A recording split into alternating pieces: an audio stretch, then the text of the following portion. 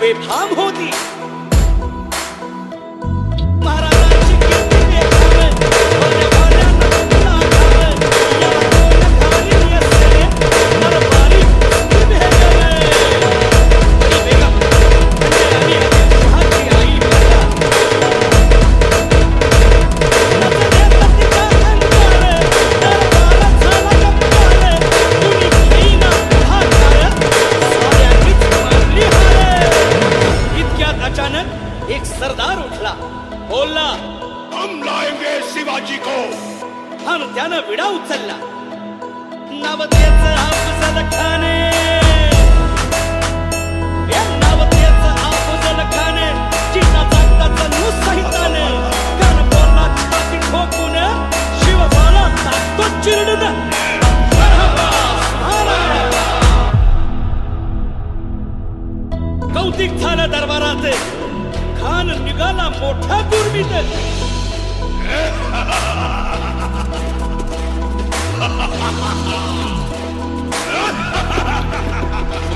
त्याचं गोड दळ पाहिलं, गोड हातालाही बघलं. सांगितलं हातीचं फळ, महाराज खुळखुळ.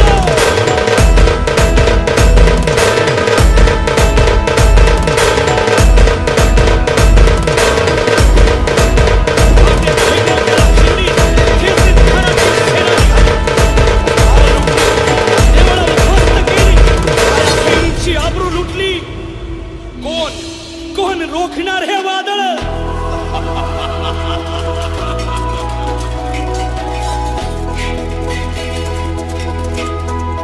आता शिवबाचं काय खरं नाही.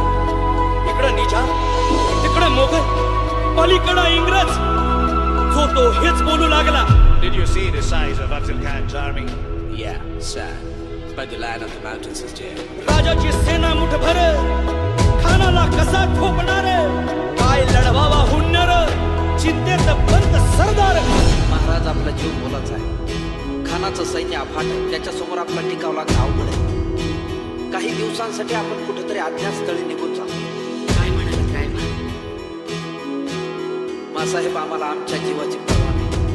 राजांचा जीव वाचणं गरजेचं आहे. काय शिवबा केवळ आमचा पुत्र नाही, तर अवघ्या मराठी जनांचा स्वाभिमान. या मातेने आपला पुत्र गमावला तरी बेहत्तर, परंतु भ्याडपणे पळून जाऊन या मराठी मुलखाचा स्वाभिमान गमावता कामा नये. गनिमाला कसा ठेचावा, डोक्यात गनिमी खावा, भेटीचा हाडा सांगावा.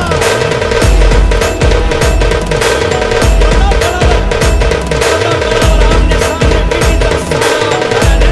असं केला.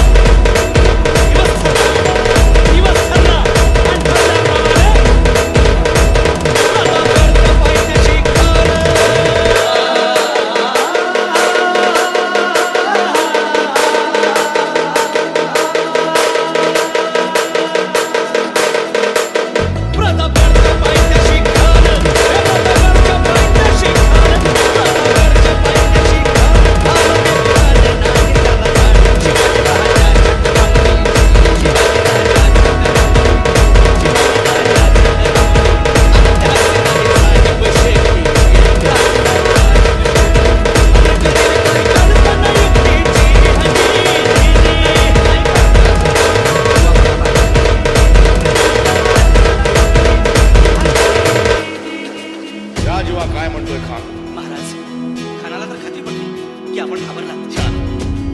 आम्हाला हेच हवं. महाराज, आजच्या भेटीचं काय करेल? पंतांकडून निरोप धाडा. म्हणावा की आमची तब्येत जर अस्वस्थ आहे, दुपारची वेळ ठरवा. त्याला वाटू दे की भीतीपोटी आम्ही त्याला भेटायचं टाळतो. शानाच्या भेटीसाठी महाराजानं एक शानदार शामियाना उभारला होता. भेटीसाठी छान उभारला